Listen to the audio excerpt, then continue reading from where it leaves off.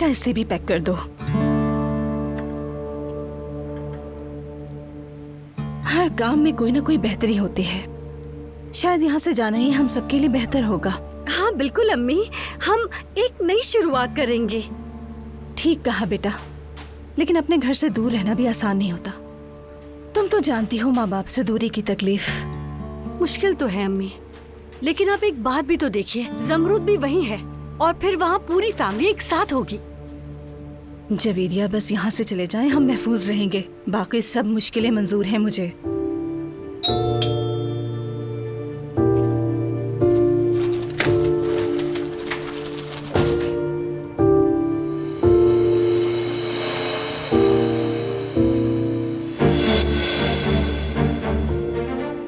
अस्सलाम वालेकुम सईद अंकल।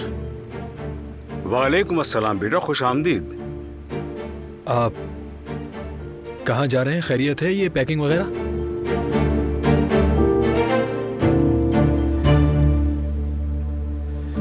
जवदेत भाई, क्या हुआ है? चलो आप बाहर चलकर बात करते हैं, आ जाओ।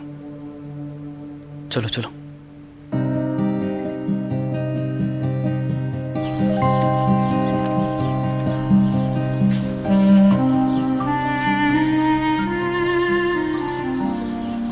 क्या हुआ भाई, ये सामान क्यों पैक हो रहा है?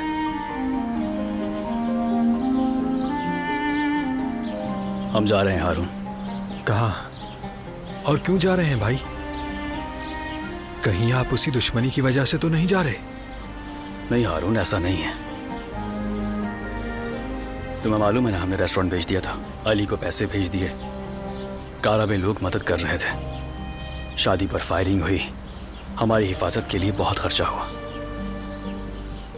अब हमारा यहाँ कोई काम कोई कारोबार बाकी नहीं रहा। जमरुद भी वहाँ अकेली है, अम्मी और बाबा को यहाँ रहना अच्छा नहीं लगता। हम लोग जर्मनी जा रहे हैं उसके पास, सब एक साथ रहेंगे। और जवेरिया के वालिदैन भी नमाज़ों से अलग नहीं रह पाएंगे। वाकई भाई, पक्का है? हाँ। वैसे मैं अपने भाई से अलग होना तो नहीं चाहता, लेकिन अगर फैमिली के लिए ये बेहतर है तो अल्लाह खैर करेगा भाई। इंशाल्लाह। देखिए, अगर वहाँ किसी चीज़ की ज़रूरत हो या कोई मुश्किल हो तो मुझे याद करना। बिल्कुल हारून, बिल्कुल।